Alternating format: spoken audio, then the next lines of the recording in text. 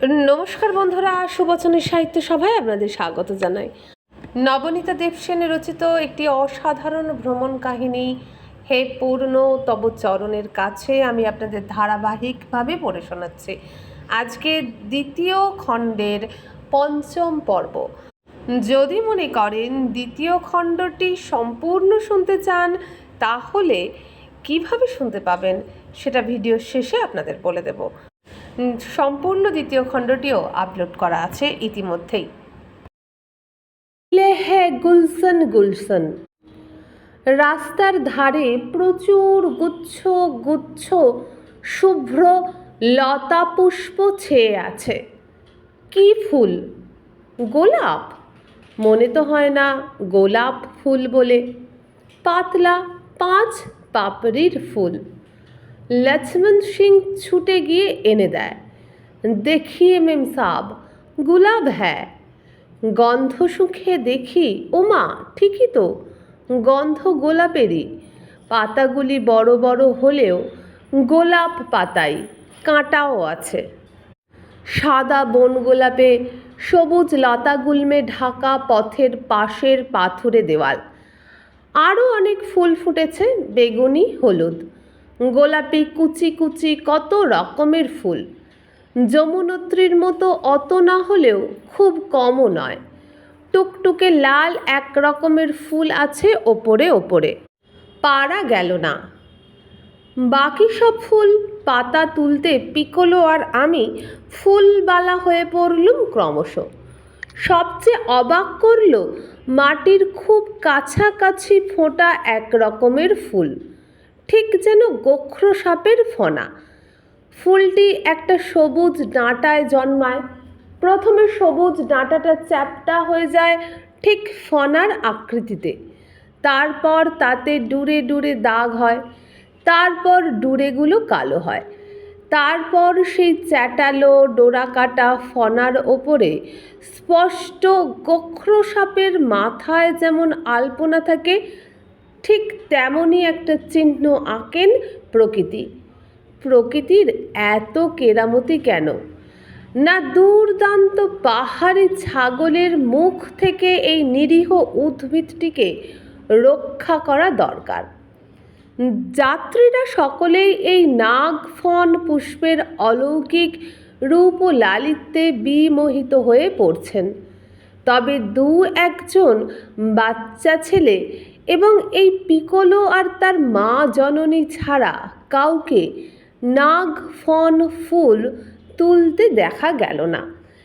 ফুলটি সুন্দর নয়, অদ্ভুত। কোনো গন্ধ নেই, কাঁটাও না, আঠাও না। লক্ষ্মণ সিং, সুরজ সিং দুজনেই উৎসাহ ভরে অনেক তুলেছে। বনফুলের গুচ্ছ, বাহারি পাতার বোঝা এবং নাগফল ফুলের গোছা। এত সামলে ঘোড়া, ব্যাগ, জল, ক্যামেরা, শাড়ি, শাল এসব সামলানোর জন্য আর হাত বাকি থাকে না।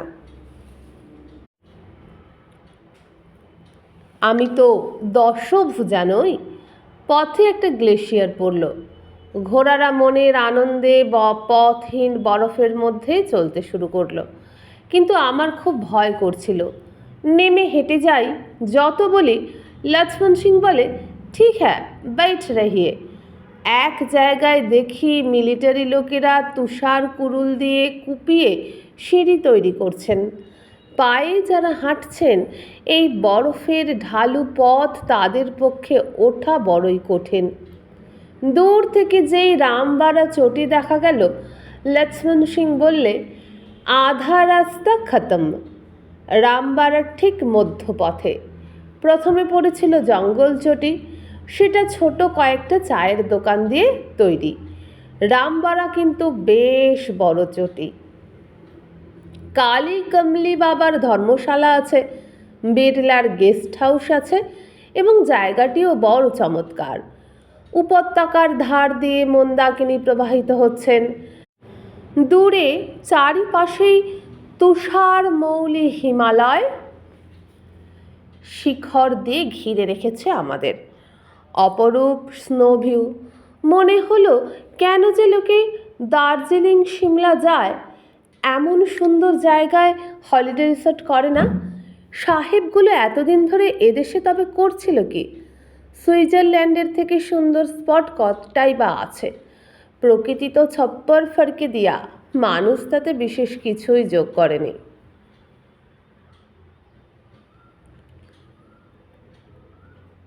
মাধো দাসজি অনেকক্ষণ ধরেই পথে প্রায় আমার পাশাপাশি আসছেন এক দণ্ডধারী সাধু।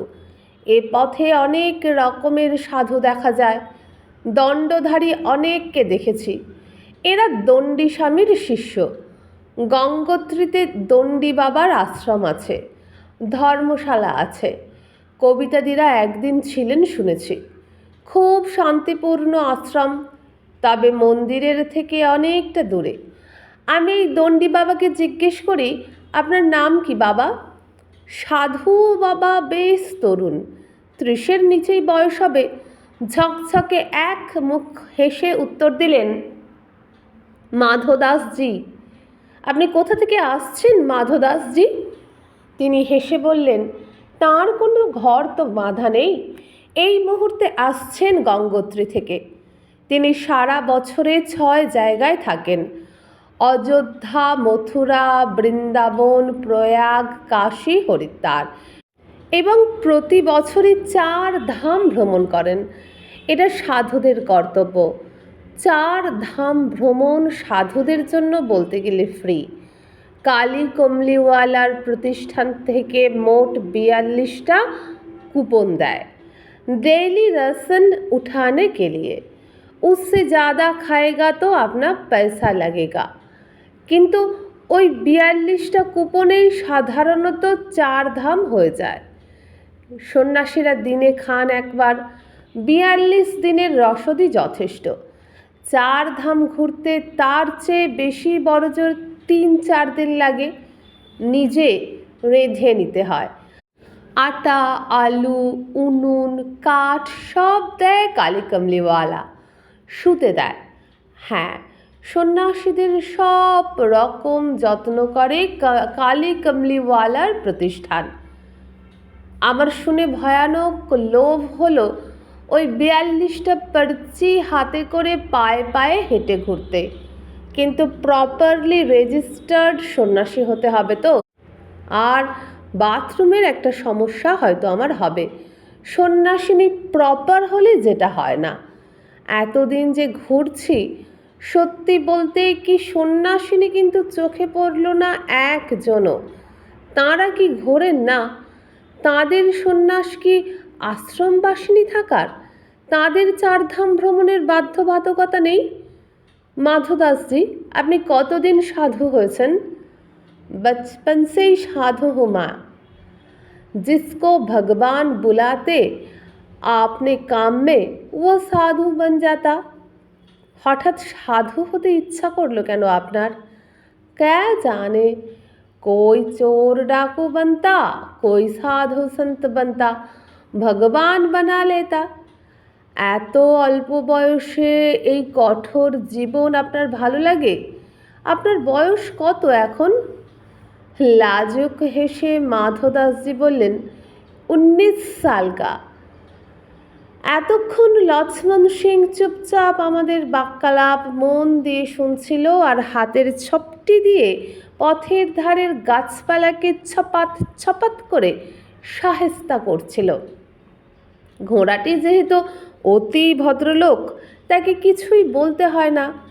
দেখতেও অভিজাত ধবধবে সাদা, স্বভাবটিও নভেল অ্যানিমালের মতোই। লক্ষ্মণ সিং এবার মাধোদাসজিকে একটা কথা বলে বসল, কভি हो नहीं सकता। क्या हो नहीं सकता? तुम्हारा उम्र 24-25 साल हो गया, 19 हो नहीं सकता, हमको पता है। कैसे पता चला? देखने से मालूम पड़ता। মাধোদাসজি দেখলুম এবার খেপে গেলেন। কি, তার বয়স বাড়িয়ে দেওয়া, চ্যালেঞ্জ করা, তাকে হয় মিথ্যাবাদী নয় অজ্ঞান বলা? মাত্র 13-14 বছর বয়সের চেয়ে বেশি নয় লক্ষ্মণের নিজের বয়স। তার নিশ্চিত কথা বলার ধরন দেখে তো আমার খুব হাসি পাচ্ছে। কিন্তু মাধবদাসজির হাসি পায়নি। अरे तुम्हें पहाड़ी लोग खाना पीना करता नहीं, ताकत भी नहीं होता, बारूता नहीं ठीक से, जिंदगी भर इतना छोटा छोटा ही रहता, ठीक से मोचदारी भी निकालता नहीं, एकदम जंगला आदमी होते तो तुम लोग। हिल्स पीपल को खाना भी नहीं मिलता तुमको, हम लोग प्लेन्स बायला सबको ताकत होता है, जितना पैसा कमाता सब खाना खा के ख़त्म करता, इसीलिए इतना ताकत, उम्र ज़्यादा लगता। अरे तुम लोगों को तो घर में खाना भी नहीं मिलता साल भर। क्यों नहीं मिलता? ज़रूर मिलता, बहुत मिलता खाना पहाड़ में, ऐसा मत बोलना। लक्ष्मण सिंह हठाৎ तेरे ফুঁড়ে উঠেছে। সঙ্গে সঙ্গে কথার সুর পাল্টে ফেলেন মাধবদাসজি। अरे खाली खाना खाने से क्या होगा, आसन तो नहीं करता तुम लोग, हम लोग साधु बाबा, साधु लोग को उम्र बढ़ता नहीं, जैसा आदमी लोग को उम्र बढ़ जाता है, साधु लोग को ऐसा नहीं होता, इसलिए कि हम लोग को कोरा रूटीन है, जब तब ध्यान पूजा साधन भजन और योगासन, यही करने से दिल शांत हो जाता, तबीयत शरीफ रहता और उम्र भी नहीं बढ़ता। सुना, जमुना तीर में एक साधु बाबा है, दंडी बाबा ही है एक, हम उनको देख के आता हूँ, उनका उम्र और 2 साल हो गया, देखने से मालूम पड़ेगा 50। साधु लोग को उम्र कई कभी बोल नहीं पाता, तुम कैसे सकोगे? লক্ষ্মণ সিং এ কথার কোনো উত্তর দিল না। 200 বছরের সাধুকে 50 বছরের মতো দেখালে ওর তাতে আপত্তি কিছুই নেই, 19 বছরের সাধুকে 25 বছরের মতো দেখালে ওর আপত্তি। সংসার ত্যাগী দণ্ডিধারী সাধুর নিজের বয়স বিষয়ে এই দুর্বলতা দেখে অবাক হয়ে যায়। হিলস পিপল আর প্লেন্স বাইলাদের বিষয়েও তাঁর বেশ সাম্প্রদায়িক মতামত রয়েছে। পাহাড়িরা গরিব দুঃখী খেতে পায় না, সমতলের লোকেরা খেয়ে দিয়ে রসে বসে থাকে। কে যে কি জন্য সন্ন্যাস নেয়। প্যার কি কাহানি। গাড়োয়ালের গরিব লোকেরা কি খায়, কি পরে, কি করে, আমি আর লক্ষ্মণ সিং যখন এইসব কথা বলছি, ওদিকে পিকো আর সুরজ সিংয়ের আরেক ধরনের গল্প হচ্ছে। সিংয়ের দাদা জিওগ্রাফির প্রফেসর কোনো এক কলেজে, সুরজ সিংয়ের ছোট ভাই বিকম পড়ছে, উত্তরকাশীতে ইঞ্জিনিয়ারিং পড়ছে আরেক ভাই, ও নিজে লজ চালায়, घोड़ा ওদের নৌকর লোক চালায়, আজ खुद ही चला आया अपना शक से। পিকো সুযোগ পেলেই চেঁচিয়ে আমাকে খবরগুলো পাস অন করে দিচ্ছে। মা জানো, ওর দাদাও প্রফেসর, কলেজে জিওগ্রাফি পড়ায় ইত্যাদি। এক সময় শুনি গান হচ্ছে, तेरी प्यारी प्यारी सूरत को किसी को नजर न लागे, चश्मे बद्दूर। পিকে এটা রিলে করলো না। তারপর শুনি, याद किया दिल में कहाँ हो तुम, प्यार से पुकार लो जहाँ हो तुम। খানিক পরেই শোনা গেল খুব মিষ্টি সুরে কি একটা গান। लक्ष्मण सिंह उतला হয়ে বলল, ये पहाड़ी गाना है, गढ़वाल की गाना, बहुत अच्छा लगता हमको। কিসের এত গান শুনছিস রে পিকো? সুরজ সিং শোনাচ্ছে ওদের গান, আমাকে বলছে আমাদের গান গাইতে। কেবলই তো প্রেমের গান শোনাচ্ছে বলে মনে হচ্ছে, তাই শোনাচ্ছে গো, কি করব? কি আর করবি, শুনে যা, ইগনোর কর, তুই যেন আবার ওকে গান শোনাতে বসিসনি, পাগল। পিকো গান না গাইলেও ক্ষতি হয়নি। সুরজ সিং ছুটে ছুটে ফুল তুলে দৌড়ে দৌড়ে গান গেয়ে দেবানন্দের স্টাইলে ঘোড়ার লেজ মলে দিয়ে মনের সুখে নিরাপদেই পথ কাবার করলেন। কেবল একবারই সে যখন ফুল তুলছিল, পিকোর লাল ঘোড়া হঠাৎ ছুট লাগালো অন্য একটা সাদা ঘোড়াকে তার লিডার মনে করে। সে সর্বক্ষণই আমার সাদা ঘোড়াকে অনুসরণ করে পথ চলে। মামেকং শরণং ব্রজ বলে দিয়েছিল বোধহয় আমাদের ঘোড়াটা ওকে। আমার সাদা ঘোড়ানি বয়স্কা মহিলা, আর সে অল্প বয়সী খোকা সর্বদা বড়কে মান্য করে চলে। আমি একটু এগিয়ে গিয়েছি, ফুলে ফুলে এবং গানে গানে পিকো পিছিয়ে পড়েছে। তার ঘোড়া হঠাৎ আমার ঘোড়াকে দেখতে না পেয়ে ঘাবড়ে গিয়ে দৌড় লাগালো অন্য একটি সাদা ঘোড়ার পেছনে। পিকো তো প্রাণ দিয়ে লাগাম ধরে আছে, আর সুরজ সিং চেঁচাচ্ছে, লাগাম পাকড়ো, ছোড় দেনা মত। তার হাত ভর্তি ফুল। লক্ষ্মণ সিং শুনতে পেয়ে ছুটে গিয়ে ধরল ত্রস্ত ঘোড়াকে। পিকোর তো ধরে প্রাণ এলো, পিকোর মায়েরও। আর একটাও ফুল তুলবে না। ফুলের ওপর মায়ের নিষেধাজ্ঞা জারি হয়ে গেল। এমনকি নাগ ফন ফুল দেখলেও তোলা বারণ। রামবাড়া চটির পরে গরুর চটি, সেখানে সবাই চা খাচ্ছে। সারা পথে এক বাঙালি দম্পতি আমাদের প্রায় পাশে পাশেই ছিলেন। এক ঘোড়ায় স্ত্রী খুবই ক্লান্ত কাতর, আর এক ঘোড়ায় তার কর্তা বেশ শক্তই আছেন। ফেরত যাত্রীদের সারা পথে জিজ্ঞেস করছেন, আর কত দূর ভাই? সবাই বলছে, এই তো এসে গেছেন, জয় বাবা কেদারনাথ কি। শুনে কর্তা স্ত্রীকে সাহস দিচ্ছেন, ওই তো এসে গেছে, শুনলে তো। গরুর চটিতে তাঁরাও চা খেতে থামলেন। আমরা এগিয়ে চললুম। কেদারনাথ আর 2-1 কিলোমিটারের মধ্যেই। দেও দেখানি বলে এক জায়গায় এসে ঘোড়াওয়ালা ঘোড়া থামিয়ে দূরে আঙুল তুলে দেখালো, ওই যে কেদারনাথ।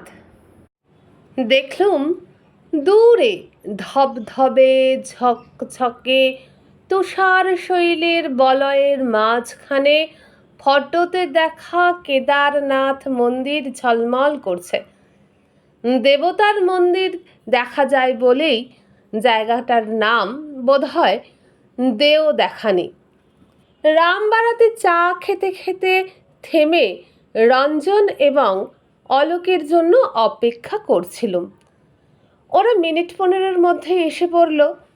সুরজ সিং তার চেনা একটি পরিচ্ছন্ন দোকানে নিয়ে গিয়ে আমাদের চা খাইয়ে দিয়েছে ততক্ষণে। রঞ্জন আর অলোককে চাটা খাইয়ে আমরা রওনা হলুম একসঙ্গে। অতএব আশা করছি কেদারেও ওরা এসে পড়বে মিনিট 15-এর মধ্যে। লক্ষ্মণ সিং পুলের কাছে অপেক্ষা করতে লাগলো ঘোড়া নিয়ে।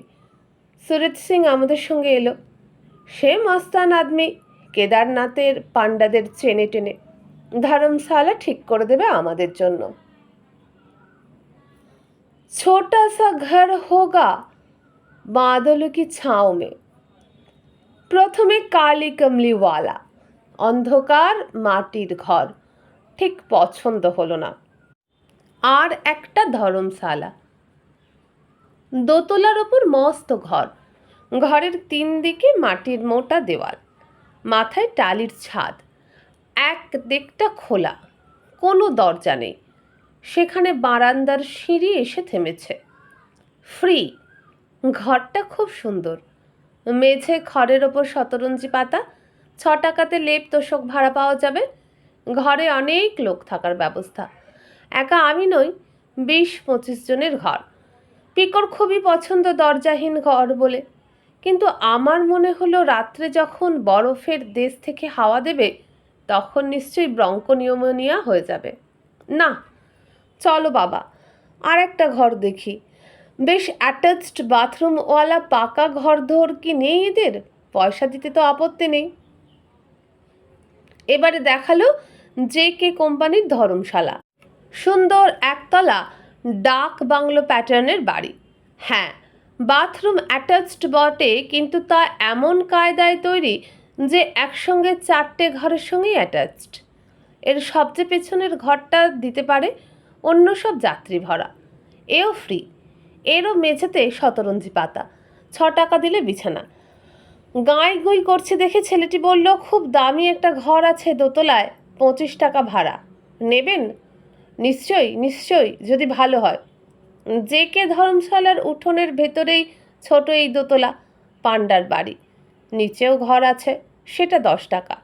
দোতলাটা 25, বারান্দা ঘেরা, জানলা দরজা আছে, নিচে চাবি দেওয়া এক্সক্লুসিভ টয়লেট।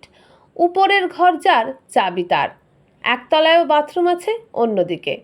এই ঘরেও শতরঞ্জি পাতা, হ্যারিকেনও রয়েছে। ঘরের লোকজনও রয়েছে। আমরা এক্ষুনি নেমে যাব, ভাড়া মেটানো হয়ে গেছে, বললেন বাঙালি গিন্নিটা। আপনারা কজন ছিলেন এই ঘরে? 6 জন। 6 জন কেন, 10 জনও থাকতে পারত। বেশ বড় ঘর। এটাই নেওয়া স্থির করলুম। ছেলেটিকে 2টি টাকা দিতে সে খুশি হয়ে পান্ডাকে খুঁজতে গেল।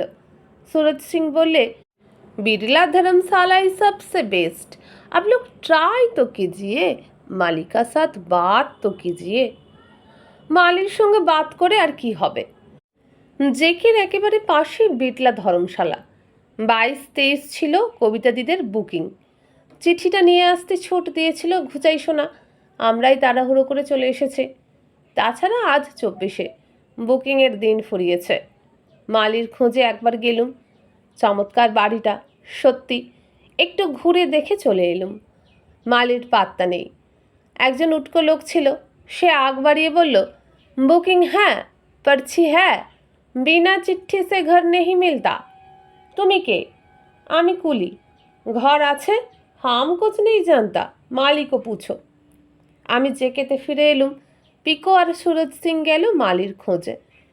খানিক বাদে লাফাতে লাফাতে অলিম্পিকে 4টে সোনা পাওয়ার একখানা মুখ করে ফিরল পিকো, যেন জেন আওয়েনের স্ত্রী সংস্করণ।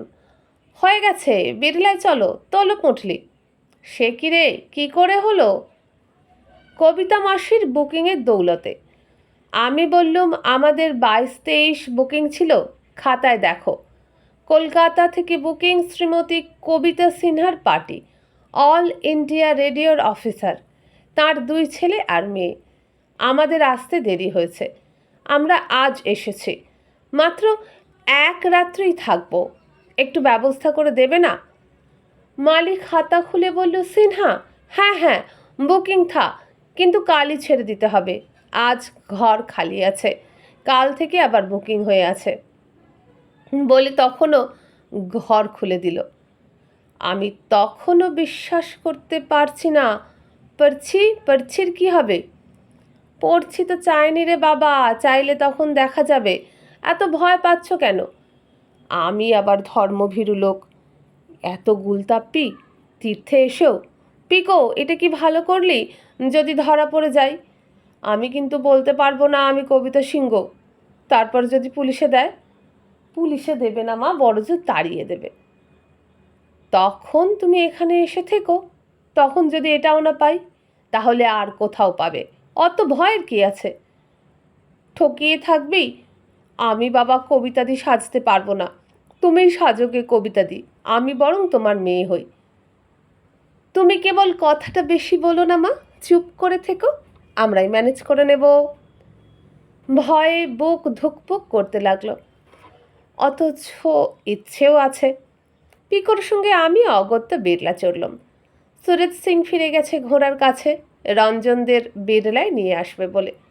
আধ ঘন্টা হয়ে গিয়েছে, ওরা আসেনি। পিকো গিয়ে নিচের বারান্দায় দাঁড়িয়ে রইল। পাছে রঞ্জন এসে মালিকে ভুলভাল কিছু বলে ফেলে। ঘরটি ভারী মনের মতো, দোতলার ওপরে, সঙ্গে বিলিতি কলঘর, ঝকঝকে পরিচ্ছন্ন। ঘরে double bed, sofa set, dressing table, পোশাকের আলমারি, চমৎকার দামি হোটেলের মতো ব্যবস্থা। ফর্সা চাদর, ফর্সা বালিশের ওয়ার। অবশ্য চেয়ে নিতে হলো সব, না চাইলে ওই ময়লাতেই শুতে দিত সর্বশক্তিমান মালি। খানিক বাদে পিকো আর রঞ্জন অলোক সমেত ঝগড়া করতে করতে এলো। রঞ্জন বলছে ভুরু কপালে তুলে, ব্যাপার কি, তুই কি পাগল হয়ে গেছিস? আমাদের দেখা মাত্র মালির কাছে অমন এই যে হামকো দাদা লোক আ গিয়া বলে চেঁচাতে লাগলেই। আমি তোর দাদা হলুম কবে থেকে? আজকেই। তুমি কবিতা সিনহার ছেলে আর আমি তার মেয়ে, বুঝলে? তুমি পুতুল দা, আমি ঘুচাই, অলোক সমরেন্দ্র দা, মা কবিতা মাসি। অর্থাৎ আজ যদি এ বাড়িতে আগুন লাগে, যত গ্রেহটি পাকাপোক্ত। আমার বাবা এসব ব্যবস্থা একেবারেই ভালো লাগছে না। শিগগির চা আনতে বল। চা আসে এবং তারপরেই আমি কাষ্ঠপুত্তলির মতো বসেই থাকি। যতবার মালি আসে আমি চোখ ফিরিয়ে নিই। স্নানের কি গরম জল লাগবে? উত্তর দেয় পিকই। দুপুরে কি খাবো সেটা রঞ্জন বলে। ভয়ানক ঠান্ডা, একটা আগুন জ্বালানোর ব্যবস্থা করা যাবে কি ঘরের মধ্যে? অলোক বলে। আগুন আসে, গরম জল আসে, খানাও আসে। আমার বুক কাঁপে, আমি রিল্যাক্স করতে পারছি না। আমি মালিকের সমানে এড়িয়ে যাই, ভুলেও চোখাচোখি করি না। কি দরকার? চাটা বেশ ভালো, দাম কেবলই বাড়ছে। গৌরীকুণ্ডে 60-80 পয়সা দাম ছিল রামবাড়ায়, এখানে 1 হয়ে গেল। খানা কিন্তু সেই 5, ডাল পাঁপড় পুরি সবজি। ঘরের মধ্যে এই বালতির আগুনটা খুব কাজে দিচ্ছে। প্রবল ঠান্ডা এখনই, রাত্রে কি হবে? জানালার বাইরের প্রহরী স্বয়ং তুষার ধবল হিমালয় আর সবুজ ঘাসে ঢাকা উপত্যকা। জানলা খোলা দুঃসাধ্য, যা শীত বাইরে। শুনেছিলাম অবশ্যই কেদারে মাত্রাতিরিক্ত ঠান্ডা পড়ে বলে যাত্রীরা রাত্রে রামবাড়াতে নেমে গিয়ে থাকেন। রাজার চিঠি। পরিষ্কার চাদর বালিশের ওয়ারা নিয়ে সুন্দর করে বিছানা পেতে খেয়ে দিয়ে শোবার বন্দোবস্ত করছি। রঞ্জনরা বাইরের লবিতে সিগারেট খাচ্ছে। এসে বলল, কারা যেন সব এসেছে দিল্লি থেকে, একটা ফিল্মের ইউনিট। তাদের ঘর নেই, তারা নাকি জিডি বিড়লার চিঠি নিয়ে এসেছে। আমরাও তো বিড়লার চিঠি নিয়ে এসেছি, চিঠিটা অবশ্য উত্তরকাশীতেই রয়ে গেছে, বলে পিকোলো। কিন্তু কে লিখেছে সেই চিঠিটা? কে কে না জিডি না বিকে, কিছুই তো জানিস না। চিঠিপত্রের কথা না তোলাই ভালো, বরং ফোনের কথা আমরা বানিয়ে বলতে পারি। ওরা ব্যস্ত মানুষ, ফোনেই সব ঠিকঠাক করতেই পারেন। রঞ্জন বুদ্ধি দেয়। ওরে বাবারে, একদম ওসবের মধ্যে যাবি না। খবরদার বানিয়ে বানিয়ে বলিস নি পিকো, সর্বনাশ হবে। সেই সুরক্ষা করতে পারবি না, সোজাসুজি সত্যি কথা বলে দে বরং। সত্যি মিথ্যে কিছুই বলার দরকার নেই দিদি, স্রেফ চেপে যান, বলে অলোক। চেপে আর কি করে যাই? মালি এলো মাথা চুলকোতে চুলকোতে। মালি জানালো জিডি বিড়লা সাহেব লিখেছেন ওদের দোতলার ঘর ছেড়ে দিতে। অন্যান্য সব ঘর আগে থেকেই বুকড, লোক আছে। আমাদেরই বুকিং খতম হবার পরে এসেছি, তাই আমরা যদি এই ঘরটা ছেড়ে দিয়ে নিচের ঘরে যাই তাহলে খুব ভালো হয়। সরেজমিনে তদন্ত করার উদ্দেশ্যে যুদ্ধং দেহি হয়ে পিকো বাইরে গেল, আমিও তাকে সামাল দিতে। দেখি ভয়ানক ট্যাঁস মার্কা উদ্ধত কয়েকজন পুরুষ, একটি দাম্ভিক মহিলা, আমারই বয়সী হবেন, খুব রংচং করা মুখ, সোয়েটার স্ল্যাক্স পরা। ইলেকট্রিক হিটার কেন নেই বলে খুব হম্বিতম্বি করছেন লবিতে। তাদের চা দেওয়া হয়েছে, খেতে খেতে তারা নাক তুলছেন, মুখ ব্যাঁকাচ্ছেন আর বলছেন রানিং হট ওয়াটারটা চালিয়ে দিতে। তাদের কথাবার্তা মালি কিছুই বুঝতে পারছে না। পিকোলোই তাদের সবিনয়ে জানালো, কেদারনাথে আপাতত 6 মাস হলো বিজলি নেই। তুষার ঝড় হয়েছিল, ধস নেমেছিল, বিদ্যুতের স্তম্ভ উপরে লাইন ছিঁড়ে দিয়েছে, এখনও সেসব লাইন সারানো হয়নি। পিসার লিনিং টাওয়ারের মতো পরপর দেখতে বিজলি স্তম্ভটা পথে দেখেননি? আমরা তো দেখলাম। তারা অন্যমনস্ক হয়ে শুনলেন, কোনো উত্তর দিলেন না। শুনলেন কিনা সেটা টেরও পাওয়া গেল না। আমাদের যে তাঁরা খুবই নিম্ন স্তরের প্রাণিজ্ঞান করছেন সেটি ভিন্ন, আর কিছুই বুঝতে দিতে তাঁদের উৎসাহ ছিল না। কিন্তু জিডি বিড়লার চিঠি নিয়ে এসেছেন এটা তাঁরা সেধেই বললেন, এবং তৎক্ষণাৎ পিকো বলে ফেলল, সে তো আমাদেরও আছে। আর আমার মাথায় বজ্রপাত হলো। আমার মনে হলো সর্বনাশ, এক্ষুনি তো বলবে, কই দেখি। তখন আমি তাড়াতাড়ি ঘরে গিয়ে বাক্স পুঁটলি বন্ধ করে গুটি গুটি নিচের ঘরে নেমে চললুম। ফর্সা চাদর ওয়ারগুলো খুলে নিয়ে যেতে ভুললুম না, অবশ্যই তোয়ালেও। রঞ্জন বললে, চলে যাচ্ছ কেন? ওরাই নিচে থাকুক, বাজে লোক। আমি বললুম, ভাই ঝামেলা বাড়িও না, অর্ধং ত্যাজ্যতি পণ্ডিত, শোনোনি? সর্বনাশ সমুৎপন্ন হয়েছে, অর্ধেক ত্যাগ করাই মঙ্গল।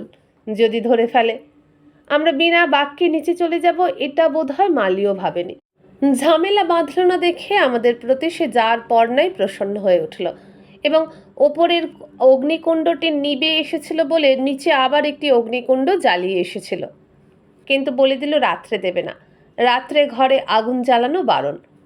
কিছুক্ষণের মধ্যে ওপরের ঘরে মদের গন্ধ বেরোতে লাগলো, কেননা একটু পরে আমরা দোতলার বারান্দায় গিয়ে দাঁড়ালুম। আশ্চর্য এক চাঁদ উঠেছিল তখন কেদারের মাথাতে। এত শীত করছে, উঠোনে যেতে পারছি না। ওপরে ঢাকা বারান্দা আছে। ফিল্ম ইউনিটের লোকেরা কেন এসেছিল, তারা কারা, সরকারি ফিল্মস ডিভিশন না কোনো ব্যক্তিগত প্রযোজক পরিচালকের প্রয়াস, কিছুই বোঝা গেল না। কিসের ছবি হবে? কেদার সম্পর্কিত ছবি না কেদারটা একটা প্রাসঙ্গিক ঘটনা? কিছুই জানা গেল না।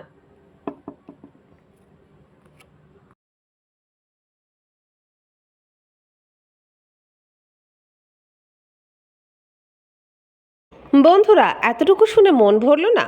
পুরো গল্পটা শুনতে চান? তাহলে চলে যান এই চ্যানেলের প্লেলিস্টে। কিভাবে? এই ভিডিওর নিচে যে বার আছে সেখানে ক্লিক করুন। ক্লিক করলে পাবেন হোম পেজ, হোম পেজে পাবেন প্লেলিস্ট, সেখানে পাবেন হে পূর্ণ তব চরণের কাছে। সেখানেই আমি সম্পূর্ণ দ্বিতীয় খণ্ড আপলোড করে রেখেছি আপনারই জন্য, সেটি শুনুন। আর আমার চ্যানেলটিকে সাবস্ক্রাইব করুন, ভিডিওটিকে লাইক করুন আর বন্ধুদের সঙ্গে বেশি বেশি শেয়ার করুন। নমস্কার।